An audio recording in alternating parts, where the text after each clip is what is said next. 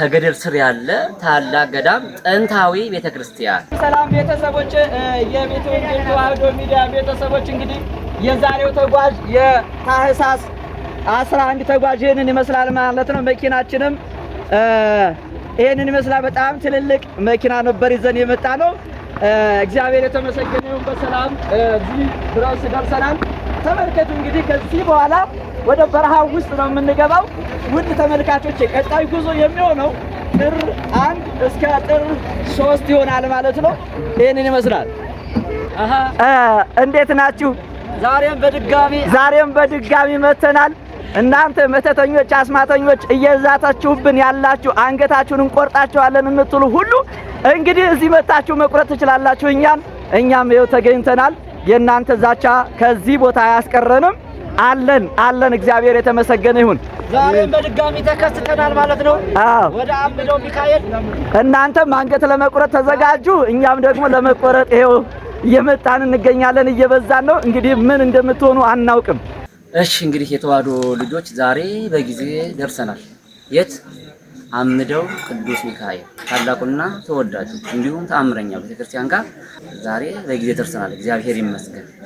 ለዚህም ነው ባለፈው በቪዲዮ ስንቀርጽ መሀል ላይ አቋርጦብን ነበር። ለምንድነው? እሱ ስለጨለመብን ነበር፣ መንገድ ላይ ነበር የመሸብን። ዛሬ በጊዜ ደርሰናል። እግዚአብሔር ይመስገን። እንግዲህ አምደው ሚካኤል ማለት እንደ ስሙ ሳይሆን ህንጻው ትንሽ ነች።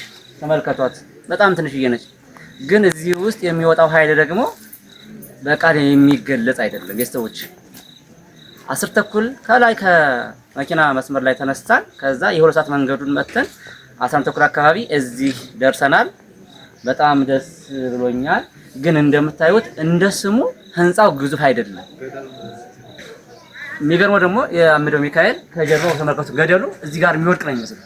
ያው ገደሉ በጣም የሚገርም ነው። ከገደል ስር ያለ ታላቅ ገዳም ጥንታዊ ቤተክርስቲያን በጥንት ዘመን በጣሊያን ዘመን ጣሊያን ይሄን ቤተክርስቲያን ልትገፍ መጣ።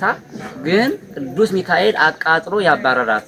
ስለዚህ ይሄንን ቦታ ሁላችንም ለመርገጥ ቅዱስ ሚካኤል ይርዳን ያግዘን።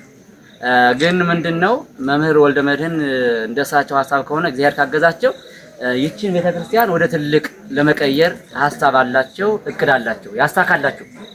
እንግዲህ አንድ ያው መምህር ጨክነው ተነስተዋል እና ይሄን የመሰለ ድንቅ ቦታ ዛሬ ያው በድጋሚ ማለት ባለፈው ህዳር ሚካኤል መጥቼ ነበረ። አሁን ደግሞ ለሁለተኛ ጊዜ እግዚአብሔር ፈቅዶልኝ ታኅሳስ 11 እዚህ ግቢ ደርሻለሁ ማለት ነው።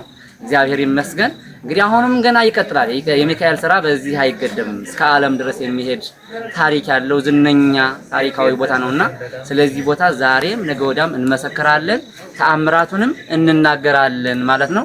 እና ምንድነው ዛሬ በጊዜ ስለገባን ያው ይሄን ቪዲዮ ቀረጨላችኋለሁ። ቅዱስ ሚካኤልን ያው ትንሽ ጎጆ ማለት ትችላላችሁ። ግን እዚህ ቦታ ላይ የሚወጣው ተአምርና ኃይል በረከት ምንም ቃል ሊገልጸው አይችልም። የትም ቦታ የሌለ ተአምራት እዚህ ቦታ አለ። እግዚአብሔር ይመስገን። ለማንኛውም ቦታውን እንድታውቁ ስለፈለኩ ነው። ቤተክርስቲያኑን እስኪ አሳየን ምን ይመስላል እያላችሁ ስለነበር ብዙ ሰዎች ያው ዛሬ በዚህ መልክ ቀርጬላችኋለሁ። ያው ከጀርባው ጥንታዊ የሆነ ሰው ሰራሽ ያልሆነ እግዚአብሔር ብቻ በተአምሩ አቁሞት የሚኖር ለዘመናት የሚኖር የማይሸራረፍ የማይወድቅ የማይገነጠል ታላቅ ገደል አለ። እዛ ስር ነው እንግዲህ ቅዱስ ሚካኤል የሚኖረው። ያው እንግዲህ ይሄ ለማያምነ ሰው ያስፈራል አይደለ? ወርታች ወድቆ እኛ ለሚያርፍ ይመስላል፣ ግን በፍጹም የማይሆን ነው። ይሄ የእግዚአብሔር ስራ ነውና እዚህ ቦታ ነው የሚገኘው ቅዱስ ሚካኤል። ያው ግን ምንድነው እዚህ ቦታ ለመድረስ ትንሽ ያው ድካም አላት። የእግር መንገድ አለው። ዳገቱ ቁልቁለት ትንሽ ሊከብድ ይችላል። ያን ደግሞ ታግሼ መምጣት እፈልጋለሁ። ቦታውን መርገጥ እፈልጋለሁ። ድህነትን ማግኘት እፈልጋለሁ የምትሉ የተዋህዶ ልጆች ካላችሁ ቀጣይ ደግሞ ጥር 1 ጉዞ አለ ብለውኛል መምህር ወልደ መድህን። ስለዚህ የምትችሉ ተመዝገቡ። ለዛም ቀን እግዚአብሔር በሰላም ያደርሰን። ሰላም ቆዩልኝ ቤተሰቦች።